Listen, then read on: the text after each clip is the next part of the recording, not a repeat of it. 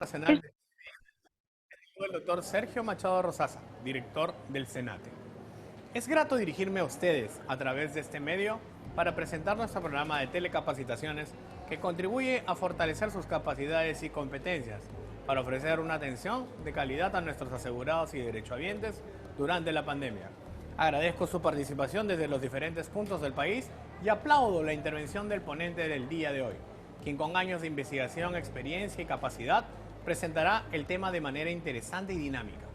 Finalmente, los insto a seguir utilizando las tecnologías de la información y comunicación a través de los múltiples servicios de telemedicina que brinda el Senate, en beneficio de la salud de todos los peruanos. Gracias.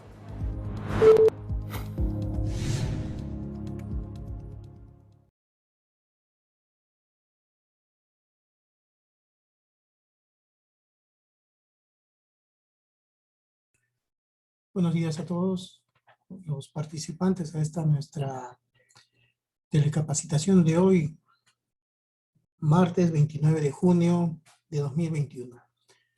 Hoy es feriado, pero nosotros continuamos con nuestras telecapacitaciones para fortalecer los conocimientos de nuestros profesionales de salud.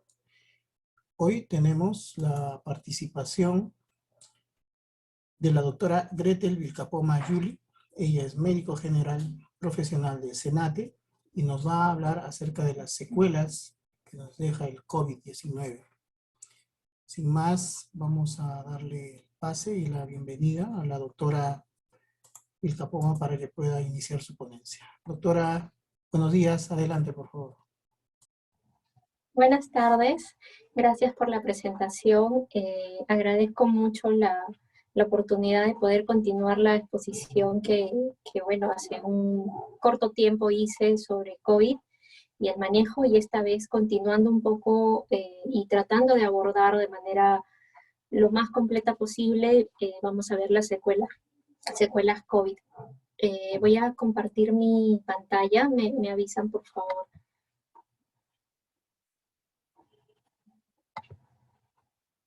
Ya, ¿se ve ahí? Aún no, doctora. A ver, un ratito.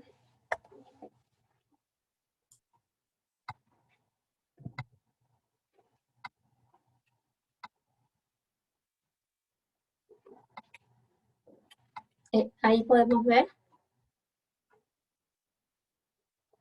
Solo vemos su cámara, doctora. Ah, ya, a ver, un ratito.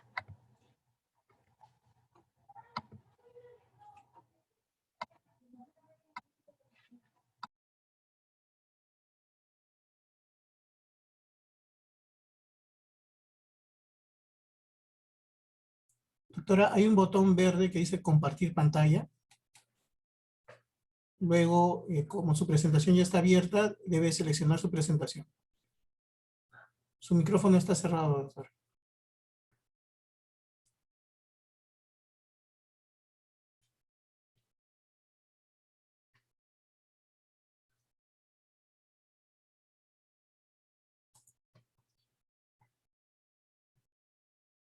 Ya podemos ver su pantalla, solamente falta que lo ponga en presentación. Ok. Su micrófono, doctora, y ya podemos continuar. Ya, ahora sí, ¿verdad? Perfecto, podemos seguir. Sí, ya, gracias. Ok, entonces, para empezar, el tema de secuelas COVID es un tema bastante amplio, ya que hemos visto en la práctica clínica que los pacientes presentan efectos a varios niveles en varios órganos y sistemas. Y durante el tiempo también. Entonces, eso para tenerlo en cuenta. Y por otro lado, también es importante que tratemos de diferenciar lo que se está manejando ahora como secuela COVID o como un COVID tardío, que ya durante la exposición vamos a ver las diferencias.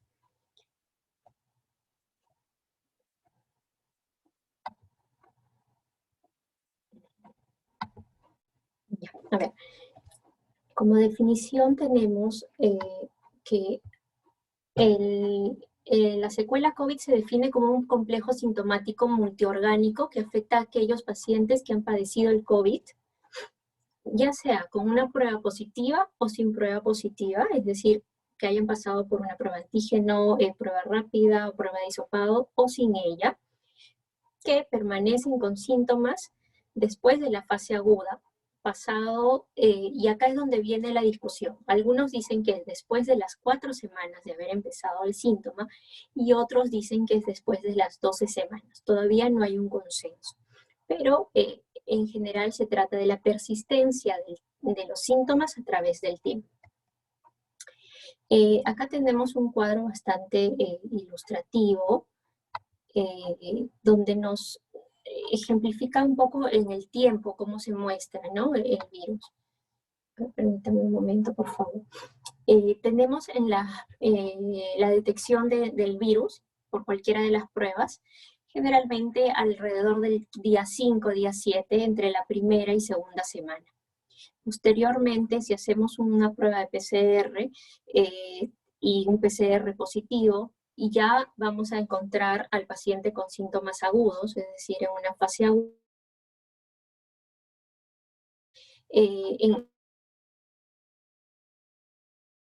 fiebre, como mencionamos en la primera exposición, puede haber fiebre, la anosmia, que ha sido muy común vamos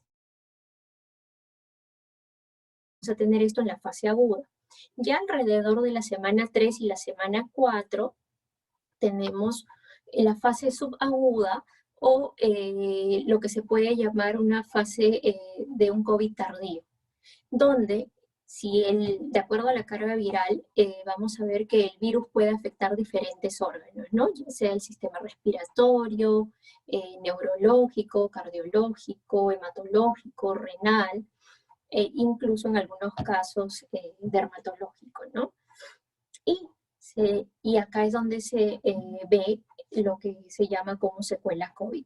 Alrededor de la semana 12 y en adelante, por lo general hasta ahora los estudios dicen que puede durar 6 meses, pero nosotros sabemos que esto es bastante relativo de acuerdo a cada paciente, es que ya se muestran este tipo de enfermedades en el paciente, ¿no? El paciente, y esto lo voy a mencionar de manera general, puede presentar fatiga, astenia, debilidad muscular, la disnea, tos, ansiedad, depresión en el caso de las secuelas neuropsiquiátricas, dolores de cabeza que son muy comunes, tema cardiológico, palpitaciones, etc. Entonces, esto para diferenciar. Tenemos una fase aguda donde los síntomas son álgidos, donde tenemos toda la exacerbación de los síntomas.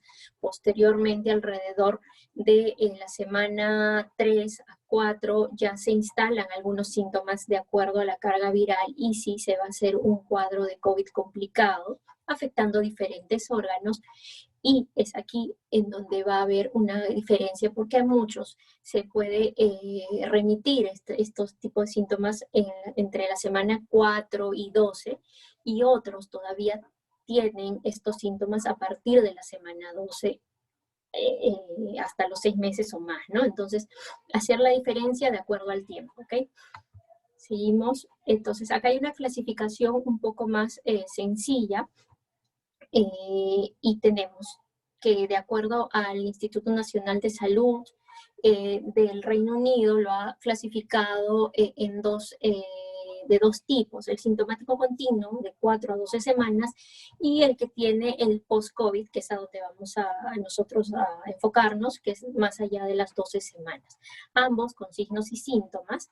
Ya estos pacientes que tienen más de 12 semanas de signos y síntomas son ya enfermedades más establecidas, y acá hay que hacer la aclaración de que se tiene estas enfermedades o se llega al diagnóstico de estas enfermedades también descartando la causa de otras patologías. Por ejemplo, ¿no?, si hablamos de cefalea y una cefalea continua que ha permanecido durante todas estas semanas, hay que también descartar otro tipo de causas, si es un paciente que ha tenido antecedente de migraña, si es un paciente que tiene tal vez una hipercolesterolemia que lo vino acompañando. Entonces hay que descartar eso, y recién de esta manera es que llegamos a estos síntomas como secuelas COVID. Ok. En cuanto a la fisiopatología, hay muchas teorías del por qué el virus puede permanecer en el cuerpo tanto tiempo y por qué hay esta afectación a distintos niveles sistémicos.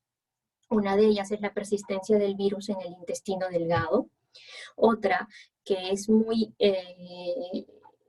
valedera y, bueno, muy frecuente en realidad en las diferentes corrientes americana y europea, es que el sistema inmune tiene una influencia marcada para que el paciente haga o no complicaciones y para que el paciente tenga las secuelas o no.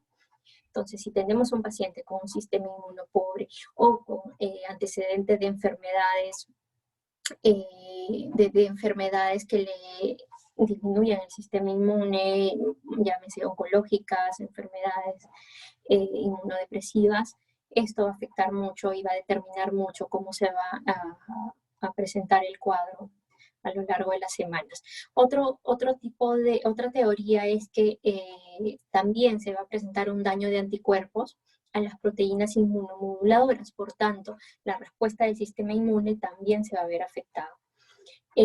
También se dice que hay una hiperactivación de plaquetas y de toda la cascada de coagulación, lo cual se ha demostrado que se presenta trombos y hipercoagulación en estos pacientes, ¿no? En cuanto a los factores de riesgo, de acuerdo a algunos estudios, y hay que, nuevamente repito, esto sigue en estudio, sigue en investigación, es que la incidencia va a ser mayor. Es decir, la incidencia de las enfermedades es mayor a los 30 días que a los 90 días. En un porcentaje de 30% se presentan este tipo de síntomas de enfermedades instauradas a los 30 días y a los 90 días vamos a encontrar un 12 a 15%. ¿Okay? También se da que este tipo de secuelas post-COVID es mayor en mujeres que en hombres. ¿Okay? Se da mayormente en las edades medianas, entre 30 y 50 años. Influye mucho la gravedad del cuadro inicial. ¿Ok? Esto sí es muy importante. No es lo mismo una evolución en un paciente sin comorbilidades que un paciente con diabetes, con hipertensión y etcétera, ¿no? No es lo mismo y esto va a ser un factor determinante también. En cuanto a la respuesta inmune, igual. Y bueno, como repito, las enfermedades preexistentes, sobre todo las pulmonares, que se sabe que es uno de los sistemas que se afecta principalmente, va a ser determinante también en la evolución. En cuanto a la clínica se va a presentar, y esto es basado en estudios de Europa, se presenta en pacientes con resultados confirmatorios en un 30%. Acá, en cuanto a la clínica, no influye mucho si el paciente tiene una prueba positiva o no, es decir, un paciente con toda la sintomatología, con toda la clínica, pero que nunca se hizo un examen de descarte de COVID, no influye mucho, porque se ha visto que es más determinante lo que va a presentar como síntomas y signos, ¿no? Por ejemplo, a los 30 días de haber empezado los síntomas del paciente, lo más común es que presente la pérdida del olfato, ¿no? Que presente también la pérdida del gusto, que presente también la pérdida de la fuerza muscular y el dolor torácico que es común. Mientras que en los pacientes a los 60 días, es decir, ya a los 2 meses de haber empezado los síntomas, van a presentar anosmia y ageusia, que es lo mismo que en el primer caso, a los 30 días, pero ya la fuerza muscular va a ir pasando, ¿no? Ya no es un factor común. Sí, el dolor torácico. Y a los 90 días, algo que se ha visto muy frecuente es que los pacientes se quejan de dolores articulares y osteomusculares. Aquí, para solo mencionarlo, está afectado diferentes sistemas. En el caso de síntomas generales que presenta el paciente, vamos a tener cansancio, fiebre o febrícula todavía. En muchos pacientes ya no mencionan fiebre, pero sí una temperatura de 37,7, 37,8, que los acompaña todavía durante unos días. La debilidad es muy común, sofoco, sudoración.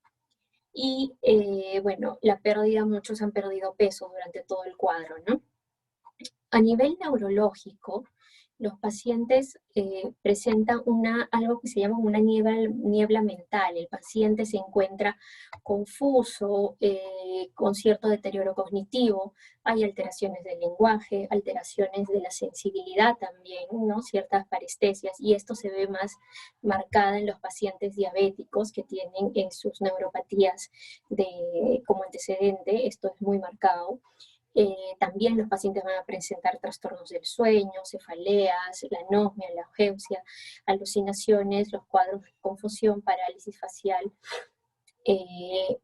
entre otros. En el caso del psiquiátrico, de las secuelas psiquiátricas, hay algo muy marcado, y esto yo lo he visto mucho en los pacientes, incluso cuando recién estamos en la fase aguda del COVID, es que tienen mucha ansiedad, ¿no? Mucha ansiedad, mucho temor, y esto, si es que incluso el paciente ha tenido algunos cuadros preexistentes de enfermedades psiquiátricas, esto conlleva a una exacerbación de la misma enfermedad o a depresión, y todos pasan por un grado de estrés postraumático. En el caso de las enfermedades cardiovasculares, se presentan taquicardias, presión arterial generalmente elevada, los trombos y dolor torácico. En lo dermatológico, bueno, algunos pacientes pueden presentar urticaria, exantemas, cambios en la piel y uñas. En el caso del gastrointestinal, el paciente refiere tener todavía deposiciones a veces líquidas y a veces se regula. Entonces, este patrón evacuatorio alterado, como diarreas, incluso algunos mencionan tener estreñimiento, es algo también bastante común, que coincide a veces con el cuadro psiquiátrico o psicológico por el que está pasando el paciente, generando un cuadro de intestino irritable, ¿ya? En el caso del cuadro respiratorio, esto lo voy a ampliar más adelante, pero bueno, hay signos de disnea, el paciente continúa con tos y esta tos puede permanecer por meses todavía. En el caso del tema oftalmológico, esto es algo que yo he podido notar en los pacientes en la consulta. Hablan de una visión borrosa, de una picazón de ojos como si tuvieran arenilla. Entonces, muchas veces esto puede coincidir con el ojo seco, ¿no? Puedan tener de manera persistente. A ver, vamos a ir avanzando y acá vamos a ir viendo los porcentajes de cada sistema. Por ejemplo, uno de los sistemas, como mencionaba, uno de los sistemas más afectados es el sistema respiratorio. Tenemos la frecuencia hasta en un 60%, disnea, hipoxia, etc. En el tema hematológico, los eventos tromboembólicos también están presentes. Incluso acá podríamos hablar de un porcentaje un poco mayor, ¿no? Más que el 5%. Los cardiovasculares, palpitaciones, dolor torácico también es bastante común. El tema renal, disminuye la filtración glomerular, hay disminución y hay daño renal, que más adelante también lo voy a mencionar, y bueno, los neuropsiquiátricos que ya lo había mencionado. Ahora, otro tema que es importante tener en cuenta es la coinfección. Muchos de los pacientes que cursan con secuelas COVID son pacientes que han estado hospitalizados, son pacientes que han tenido un cuadro de COVID grave o severo, que han pasado por UCI, que han recibido oxigenoterapia. Entonces son pacientes que muchas veces cursan también con no solamente la infección viral por el SARS-CoV-2, sino también por infecciones virales causadas por otros virus, como infecciones bacterianas intrahospitalarias o extrahospitalarias cuando ya se les da de alta. Entonces, Estas coinfecciones, y acá vemos que el mayor porcentaje es dada por bacterias, en un 14% más que infecciones virales, que hay una amplia diferencia entre 14 y 5%. Estas infecciones bacterianas se dice que son bacterias más atípicas. Entonces, no muchas veces son las bacterias intrahospitalarias las causantes, sino las bacterias extrahospitalarias ya adquiridas por el paciente después de haber sido de alta en un cuadro de inmunosupresión, ¿no? Entonces, eso hay que tener en cuenta porque esto también va a determinar mucho las complicaciones que presente el paciente más adelante o las secuelas que todavía le van a quedar. Ok, vamos a empezar acá con las secuelas neuropsiquiátricas. En las secuelas neuropsiquiátricas vemos que sucede ya que hay un estado de hiperinflamación, hiperinflamación hipersecreción de citoquinas, etcétera, de otros marcadores, también a nivel neuronal vemos la neuroinflamación. Y esto, juntamente con la trombosis y con la hipercoagulabilidad que va a haber, va a generar un cambio en el parénquima cerebral y en los vasos cerebrales. Esto se ha encontrado en algunas autopsias practicadas a pacientes inicialmente. Entonces, una de las teorías también menciona que podría haber una invasión viral hacia esta zona a través de los espacios extracelulares del epitelio olfatorio, ¿no? Ingresa el virus por las vías respiratorias, se posa ahí y podría tratarse de una invasión viral a través de estos espacios extracelulares y haber una difusión pasiva axonal a través del complejo olfatorio. Esa es una de las teorías. Pero, ¿qué efectos hay? Hay un cambio en el parénquima cerebral, un cambio en los vasos cerebrales, hay un proceso de desmielinización, lo que podría llevar a este tipo de sintomatología de confusión, de deterioro cognitivo, cambios de humor, depresión y ansiedad, ¿no? que son enfermedades que se han presentado de manera común en los pacientes. Y a nivel cardiovascular, ¿qué tenemos? A nivel cardiovascular, fisiopatológicamente vamos a encontrar que hay una invasión viral directa hacia los miocitos. Hay una disminución también en las enzimas convertidoras de angiotensina, lo cual va a conllevar una inflamación y una respuesta inmune que va a dañar el mismo tejido miocárdico y pericárdico. Entonces hay un daño directo del tejido muscular. Esto también se ha encontrado en las autopsias, se ha encontrado un 60% del virus en el tejido cardíaco, y esto va a ocasionar una fibrosis del miocardio, miocardiopatías, arritmias, taquicardias ventriculares, y bueno, se va a ver expresado en el paciente con dolor torácico, un paciente que antes no tenía palpitaciones, hay taquicardia ortostática postural también. Y hay miocardiopatías, ¿no? Como las arritmias ventriculares y las taquicardias. En el caso de las secuelas renales, tenemos que también, al haber una hiperinflamación y un aumento de la respuesta inmunológica, hay una respuesta del interferón y de las quimiosinas. Hay trombos en la microcirculación, lo cual va a ocasionar que se genere a la larga y de acuerdo al cuadro, a la gravedad del cuadro del paciente, una glomeruloesclerosis focal y segmentaria. Hay una involución glomerular y una lesión tubular aguda, que nos va a llevar a una necrosis tubular aguda y a daño renal, ¿no? Daño del mismo tejido renal. Entonces va a haber una menor capacidad del filtrado glomerular. En el tema de las secuelas endocrinas, y acá, bueno, yo menciono al paciente diabético porque es lo que nos ha pasado mucho. El paciente presenta una cetoacidosis diabética, aumenta en un paciente con diabetes mellitus, sobre todo la tipo 2, aumenta la gravedad, ¿no? Vemos un paciente que hace cuadros de hiperglicemia, un paciente que no responde muchas veces ni a la insulina, entonces es un cuadro que se complica por esta enfermedad ya preexistente. A algunos pacientes se les presenta también la tirotoxicosis o como la enfermedad de Hashimoto, ¿no?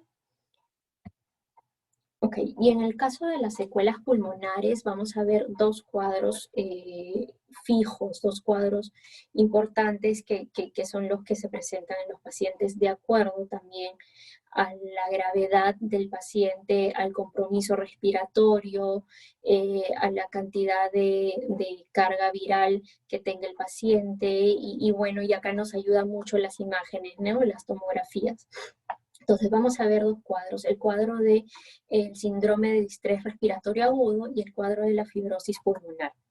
En el caso del síndrome de distrés respiratorio agudo, es el cuadro que se va a presentar, como su mismo nombre lo dice, de manera aguda en los primeros días, pasa dentro de la etapa aguda, ¿no? Más o menos alrededor de la semana 3, con disnea, dificultad respiratoria, una hipoxemia, tal vez una saturación de 92 o menos, pero son los primeros días.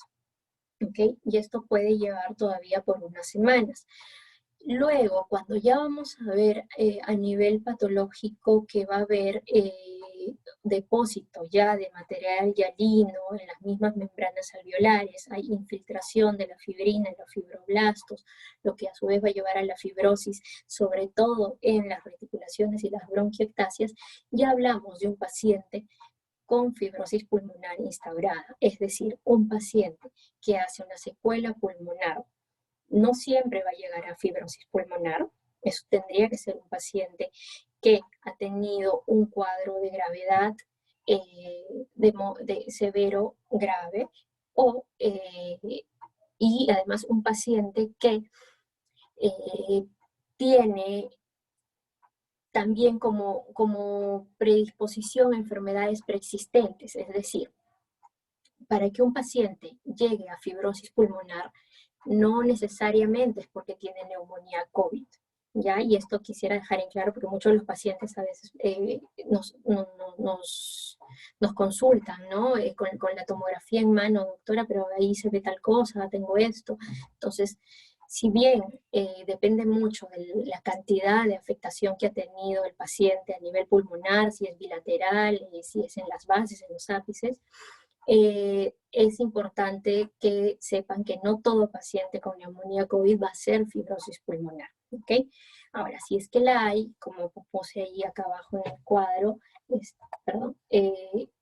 que va a ser principalmente a nivel de reticulaciones y bronquiectasias. Bueno, acá hay un circuito del control después del alta del post-COVID a nivel pulmonar. El paciente hace la neumonía COVID severa con insuficiencia respiratoria, se le ve por radiografía, por tomografía en estos casos, ha estado con oxigenoterapia. Entonces, en este paciente hay que valorar, después del alta, pues estamos hablando ya del alta, hay que valorar si requiere de oxigenoterapia en casa, ¿no? Todavía con un flujo mediano, o es que ya no requiere, de acuerdo a cómo es que al estado al que se le da de alta, y sí, y algo que sí debe permanecer en los pacientes, sobre todo de este tipo, ¿no? Con neumonía COVID severa, es hacerle una fisioterapia respiratoria. Se ha visto que la rehabilitación, la mejora de estos pacientes es de por lo menos el 50% con fisioterapia respiratoria. Entonces, es muy importante tenerlo esto en cuenta y como parte del plan de abordaje del paciente post-COVID. Acá hay 3 puntos de cómo abordarlo: seguimiento telefónico de síntomas y radiografía. Puede ser, yo realmente considero que la tomografía es el examen que más nos ayuda, sobre todo en un paciente que ha tenido neumonía COVID. Entonces, a los 3 o 6 meses, ¿no? Como dice acá. Preguntarle al paciente si continúa con disnea, si hay agitación al hablar, a pequeños esfuerzos, hacerle el test de marcha. Entonces, estas evaluaciones son continuas, cada 3 meses, cada 6 meses, por lo menos durante un año después de el alta post-COVID. Bueno, acá como para recordar un poco, vamos a tener marcadores alterados a nivel de las secuelas pulmonares y a nivel de las secuelas COVID. Hay linfopenia, tormenta de citoquinas, la hiperferritinemia, aumento de tiempo de protrombina, el aumento de la deshidrogenasa láctica, el aumento de la interleuquina 6, factor de necrosis tumoral, y el PCR también va a estar elevado. Entonces, a nivel pulmonar vamos a encontrar 3 fases, ¿no? Un poco para que esté más claro, a nivel de la fase aguda, hay edema, hay pérdida bronquiolar de las células epiteliales y empieza el depósito de hialina en los alveolos. En la fase progresiva ya vamos a ver que hay depósito de fibrina e infiltración en las células inflamatorias. Y en la fibrosis pulmonar, que es ya la fase avanzada, instaurada, pues ya vamos a encontrar depósitos de colágeno y la proliferación celular a nivel intersticial. Por esto es que cuando hablamos de la fibrosis o el daño pulmonar en estos pacientes que ya presentan fibrosis y que se ve a nivel de la tomografía, vemos un daño a nivel intersticial. Ya eso también es algo muy marcado. Una de los signos que presenta el paciente es la disnea. Una disnea, acá yo estoy presentando un algoritmo como para ayudarnos a abordar al paciente, en un paciente pues que ya ha pasado más de 4 semanas con síntomas, ¿no? En este caso con disnea. Hay que ver si la disnea presenta afectación a nivel de la conciencia, si presenta agitación, si presenta además mala perfusión del tisular, si presenta dificultad para hablar, tose, si además hay taquipnia, un aumento de la frecuencia, ¿no? Si su saturación sigue siendo baja, si se le puede examinar y al examinar encontramos algún silencio auscultatorio, si presenta alguno de estos signos, que son signos de alguna manera que nos permiten a nosotros ver que el paciente pues sigue en un cuadro, se evalúa lo siguiente, ¿no? Si se le remite a urgencias, por ejemplo en el caso de la taquimia o la cianosis, o si es que no tuviera alguno de estos signos, ver si existen causas preexistentes que condicionen esta disnea más allá del COVID, como cuáles, como un paciente que ha tenido EPOC, como un paciente que tiene enfermedades cardiovasculares, que puede tener tumores, con reflujo gastroesofágico, por ejemplo, algunos de los pacientes con reflujo presentan disnea, un paciente con alguna patología tiroidea también. Entonces, si vemos y descartamos que el paciente no tiene ninguna de estas enfermedades preexistentes, consideramos remitir su manejo a alguna de las especialidades o en su defecto ver, aquí ya abordamos el tiempo que ha estado con el cuadro COVID, ¿sí? Valoramos de manera presencial con la evaluación al paciente de examen físico, evaluamos también los criterios para su rehabilitación y consideramos si se le deriva o no al especialista, ¿no? En caso de que tenga alguna de las enfermedades preexistentes. Ahora, muchas veces la disnea también puede ir acompañada en el paciente de síndrome de fatiga crónica, ¿no? Es un paciente que le cuesta mucho realizar sus actividades, que todavía siente mucho cansancio. Entonces, esto también se ha visto muy frecuente y estos dos marcadores, de alguna manera, la disnea y la fatiga crónica, se han visto todavía en pacientes que han pasado por UCI, que han estado tiempo hospitalizados y que les dan de alta de alguna manera con una saturación pues no muy restablecida, ¿no? Otro de los factores comunes también es el dolor torácico. Entonces, estamos hablando de un dolor torácico que persiste más allá de un mes, como les dije, en algunos casos es más allá de las 12 semanas, 3 meses, y nuevamente vemos si existen causas preexistentes para esto. Si hay algún tipo de enfermedad cardiovascular, afectación pleural, si hubo derrame pericárdico, tal vez ya en pacientes con enfermedades cardiovasculares instauradas, ¿ya? Y En caso no haya esto, pues vemos las causas COVID, ¿no? Valoramos de manera presencial si hay signos de gravedad o no para enviarlo a urgencias.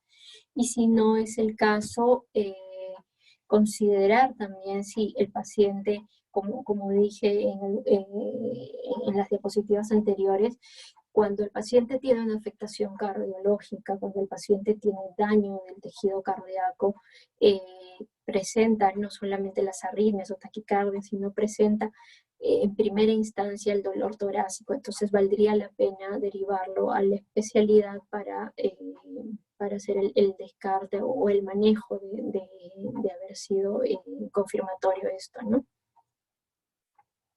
Entonces, yo quisiera que tengamos en cuenta que lamentablemente al ser una enfermedad, además de nueva, una enfermedad multisistémica que afecta a diferentes sistemas, órganos y en distintos tiempos, se tiene que hacer el manejo interdisciplinario o multidisciplinario del paciente, sobre todo cuando hablamos de un paciente que ha pasado por UCI, un paciente intubado tal vez. Entonces, es un paciente que ha tenido daño en alguno de los órganos o en varios de ellos. Es un paciente que tiene que ser evaluado por las distintas especialidades y no olvidando una de las disciplinas más importantes, que creo que es la disciplina de salud mental, porque muchos de estos pacientes ven dañada, humillada su respuesta inmune, porque están atravesando justamente por por este tipo de episodios depresivos, ¿no? Propios del cuadro por el que han pasado. Entonces, yo insto a los profesionales de la salud en general a que abordemos esto como un cuadro de diferentes disciplinas, que abordemos a un paciente como un todo, que no solamente pudo tener la neumonía, no solamente puede tener una fibrosis o bronquiectasia, sino un paciente que tal vez también tuvo cierto daño renal, un paciente que tiene que pasar por una evaluación psicológica, un paciente que necesita una terapia rehabilitadora respiratoria, porque muchas veces se deja pasar estas cosas o tratamos eh, de darle la razón a otras enfermedades, pueden ser preexistentes, y se ocultan en esto. Entonces no hay un manejo del paciente íntegro, pasan los meses y el paciente llega a la consulta con ciertas taquicardias, con cierto dolor precordial, y uno no lo relaciona al COVID, ¿no? No muchas veces.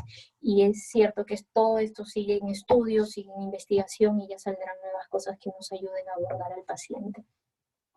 Eso es todo. Muchas gracias.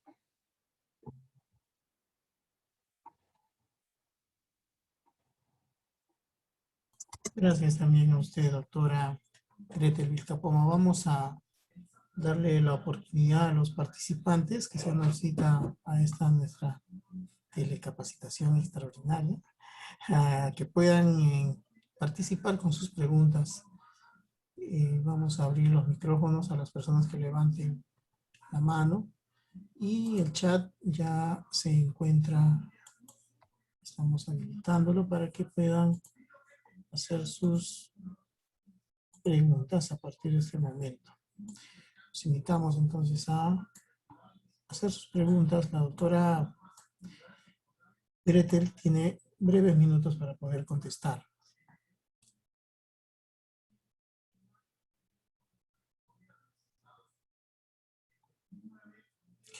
Tenemos manos levantadas de Javier Córdoba. Javier, adelante.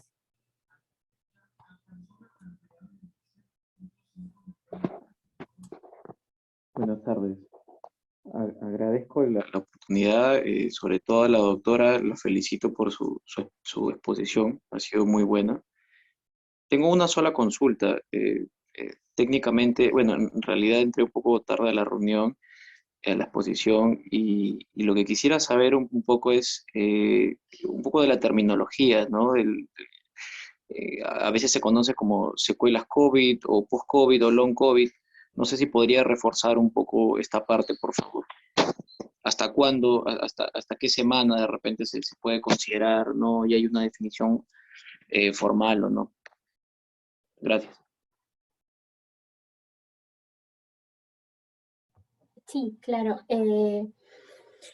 Como dije, todavía hay esta terminología de secuelas COVID o post-COVID, o sí, long COVID, term COVID, que son términos que se usan en Europa y en América. Son términos que todavía son, perdón, son definiciones que todavía no están muy claras. Algunos dicen que la secuela COVID es a partir de las 4 semanas, y otras teorías y otras corrientes dicen que es a partir de la semana 12. Entonces, hay esta confusión todavía, pero hay algo que nos ayuda a aclarar, que es el cuadro clínico. Entonces, no sé si eso responde tu consulta, ¿no? Y gracias por el tiempo, por haber atendido nuestra presentación.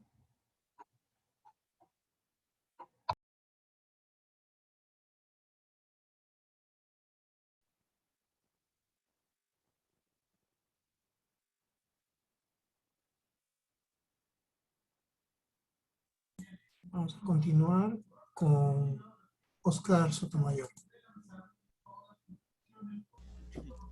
Doctora, la felicito, bonita exposición. A ver si me puede responder las preguntas. ¿Me escucha? ¿Hola? Sí, sí, buenas tardes, sí la Ya, escucho, gracias por la felicitación, gracias. Con respecto al dolor torácico, estoy atendiendo varios pacientes acá en Piura, en Salud, por dolor torácico, que han tenido COVID.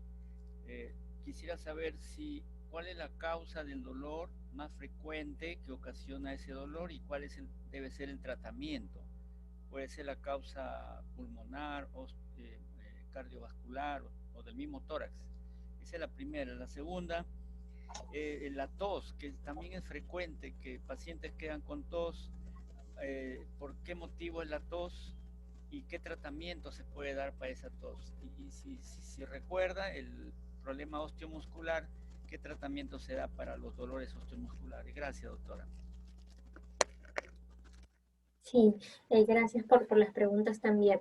En cuanto al dolor torácico, las causas, primero hay que determinar que el paciente no tenga enfermedades preexistentes, ¿no?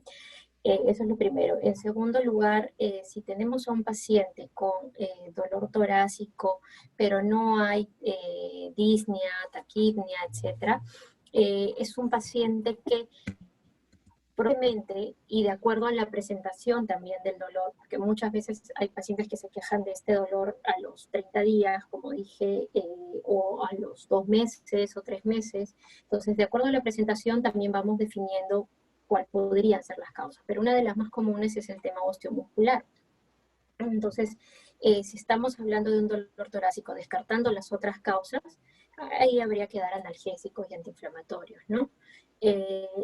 Otra de las causas del dolor torácico, con dolor también o dificultad para respirar, ya es cuando un paciente ha pasado por un cuadro instaurado de neumonía COVID, un cuadro instaurado que tal vez lo haya llevado a una fibrosis pulmonar, y a estos pacientes también se pueden quejar de dolor torácico, pero esto va acompañado de sintomatología respiratoria, como les digo, disnea, taquipnea. Entonces, en estos casos yo lo que recomiendo es que se haga, si es que no cuenta el paciente con una tomografía, es que se le haga una tomografía de control o una tomografía de evaluación para ver si hay o no hay alteraciones patológicas, ¿no? que nos podrían explicar eso a nivel respiratorio. Y en todo caso, como digo, volver a lo que es más frecuente, que puede ser lo osteomuscular. En el caso de la segunda pregunta, que es el de la tos es uno de los signos más frecuentes. Al tener nosotros la primera instauración del virus a nivel de las vías respiratorias altas, ¿no? El epitelio respiratorio de fosas, faringe, y hay una inflamación marcada en esto, va a haber una tos y generalmente es una tos seca el paciente. Y es una tos que, esto sí depende también de la gravedad del cuadro del paciente, inmune, de la edad, depende de muchos factores, pero por lo general es una tos que puede durar entre 1 a 3 meses. ¿Qué le indicamos a ese paciente? Si solamente es una tos seca sin compromiso de vías respiratorias bajas, pues nada más que paracetamol o por ahí uno que otro fluidificante y nada más. En el caso de la tercera pregunta, bueno, de los dolores osteomusculares, como digo, son dolores que se suelen presentar a partir de los 2 meses, pero no es un tiempo marcado, ¿no? O sea, no es que es así, esto depende mucho de cada paciente. Y bueno, estos dolores osteomusculares se trata con analgésicos, antiinflamatorios y corticoides, y ya estamos hablando pasado el tiempo de 1 o 2 meses.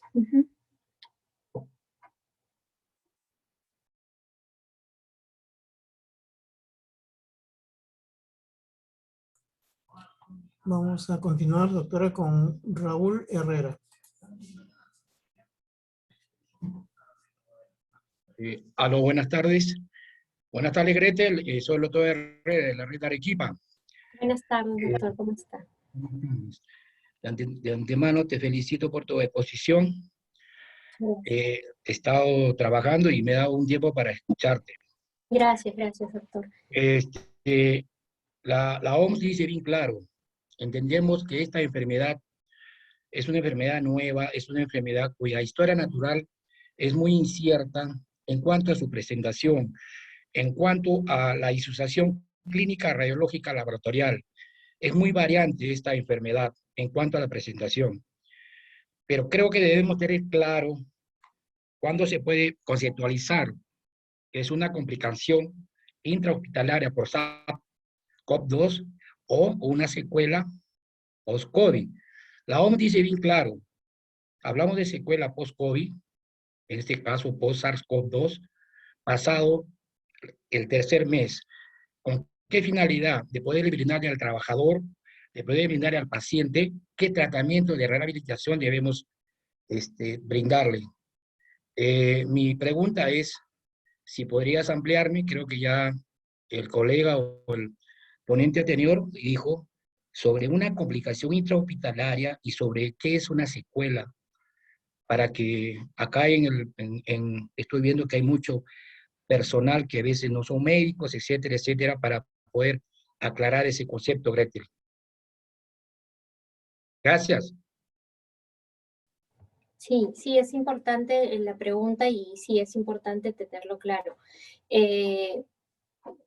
A ver, cuando yo menciono que hay todavía hay una discusión en cuanto a la clasificación o en cuanto a qué llamamos post-COVID, hablamos de patologías, de complicaciones pasadas las 12 semanas, ya, de las patologías instauradas pasadas las 12 semanas.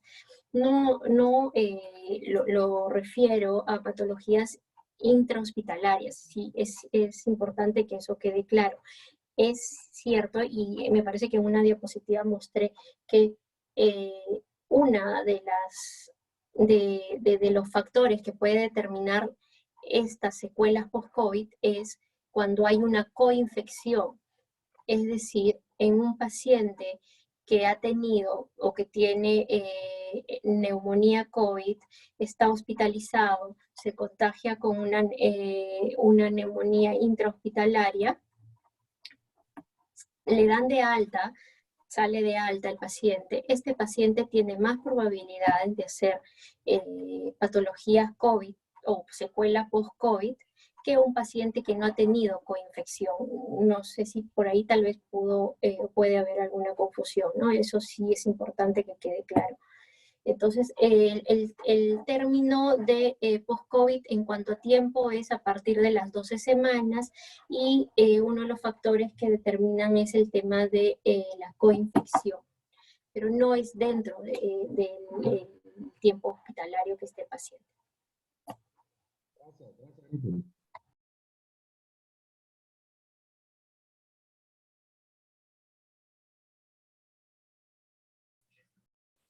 Continuamos, doctora, con Flor Córdoba.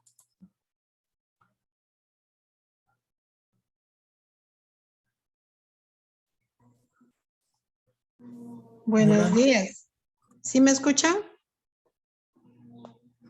Lo escuchamos. Primero felicitar a la doctora Gretel pues, por su exposición muy buena. Lo que yo quiero saber, pues a mí me dio COVID, ya tengo 12 semanas que empecé con el COVID y quería saber cuál sería el examen más apropiado para sacarme, pues si quiero sacarme una radiografía a los pulmones, porque yo tuve neumonía COVID. ¿Cuál sería la más apropiada o qué tipo de examen? Sí, Flor, gracias por la pregunta y, bueno, gracias también por el tiempo, por la atención. Sí, hay muchos pacientes que no saben a veces por dónde empezar, ¿no? Yo a los pacientes que han tenido neumonía COVID como examen propio para ver el tema respiratorio, les indico la tomografía sin contraste, tomografía de tórax y el hemograma, ya habiendo pasado 12 semanas, ciertamente no creo que sea muy necesario los marcadores, pero sí un hemograma y PCR, esos exámenes como para empezar y ver. Bueno, la tomografía en el caso de la neumonía es la que nos va a ayudar, ¿no? Es el diagnóstico preciso.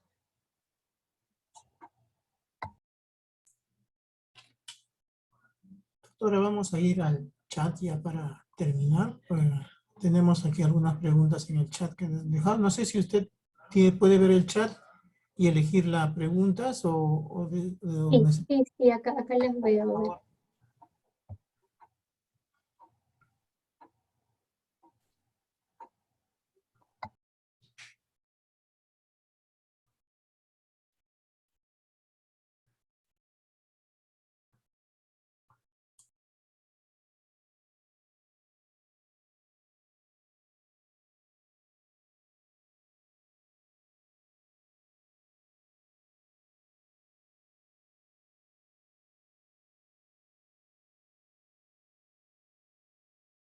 A ver. A ver, hay varias consultas.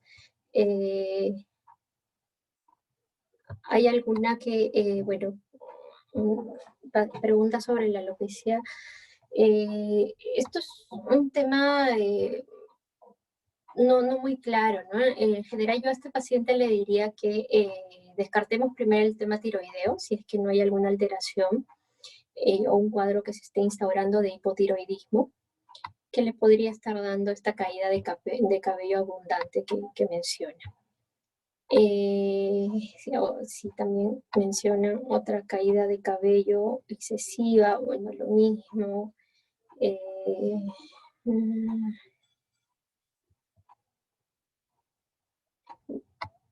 Consultan si un paciente con fibrosis pulmonar como antecedente que sufrió COVID sería más delicado si las estadísticas dicen que sí, ¿no? Un paciente con enfermedad respiratoria preexistente, con EPOC, fibrosis, tiene una evolución tal vez más progresiva de la misma fibrosis pulmonar, si es así, de compromiso respiratorio, ¿no? Sí, eso sí es algo que se ha visto.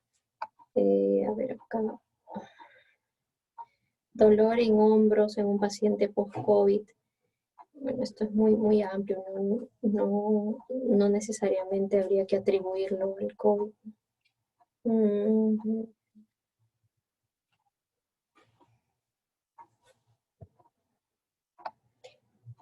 No, mencionan a un paciente que le han detectado cardiomegalia en una placa y que ha tenido COVID. Yo sí le recomendaría que pase por la especialidad para que le hagan un control, si es que eso también va acompañado de las taquicardias o alguna arritmia, ¿no?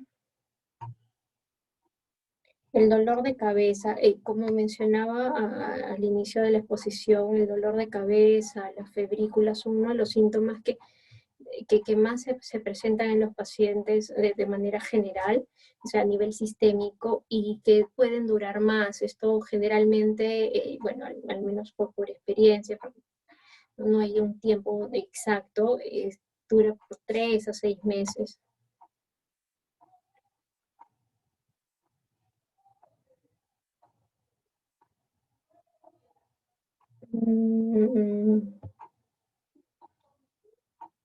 Bueno, acá hay varias preguntas en una. El paciente que es infectado, ¿por cuánto tiempo sigue siendo positivo al examen? En el caso, doctora, de que en casa hay un paciente COVID, es suficiente aislarlo 15 días. Que hayan tenido, a ver, el aislamiento de sí inicialmente es de 15 días, pero si es un paciente que se le complica el cuadro, si es un paciente que ya hace complicaciones COVID, no necesariamente ya la carga viral disminuyó y pasó, no, eso no es así, depende mucho de cómo evoluciona el cuadro. Si es un paciente sin complicaciones, con un cuadro de COVID leve, que puede ser tratado en casa, por lo general a los 15 días ya no hay riesgo de contagio, pero depende mucho del grado de infección. Además, en pacientes que hayan tenido lesión pulmonar, el daño pulmonar puede recuperarse a más del 95%. Como digo, se ha visto que con la fisioterapia se recupera el daño pulmonar por lo menos en la mitad del compromiso, pero depende también de cuándo se empiece a hacer la rehabilitación, cuándo se empiece a dar los inhaladores, por ejemplo, como parte del tratamiento.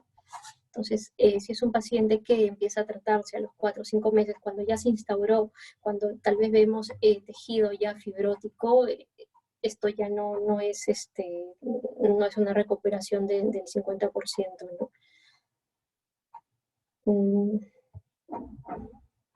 Bueno, y la última consulta es, ¿qué terapias recomienda para pacientes post-COVID? Suplementos de ayuda, la alimentación. En general, y ya para cerrar, yo creo que debe ser un abordaje de manera integral, tanto en la dieta, una dieta muy balanceada, aumento del consumo de frutas y verduras, aumento del consumo de vitamina C, un abordaje por las diferentes disciplinas, y una de ellas, pues si es que es un paciente que ha tenido compromiso respiratorio, es por la especialidad en neumología y por la de terapia física. Y yo creo que sí, siempre, en cualquiera de los casos, la evaluación psicológica no va a estar de más. Y eso ya es para cerrar. Agradezco a todos, agradezco mucho el interés, el tiempo que han destinado para escucharme, y espero haber sido de ayuda. Muchas gracias. Gracias también a usted, doctora Gretel Vilcapoma, por el tiempo brindado y los conocimientos que nos ha impartido a las más de 150 personas que se dieron cita hoy a la sala Zoom. Muchas gracias de verdad, doctora, y esperamos que nuevamente pueda darnos un tiempo para una nueva telecapacitación. Gracias también a todas las personas que han estado conectadas, escuchando atentamente la ponencia de la doctora Vilcapoma. Sin más que añadir, les deseamos buenas tardes y que sigan pasando un bonito feriado. Hasta mañana. Mañana tenemos 3 transmisiones. Buenas tardes.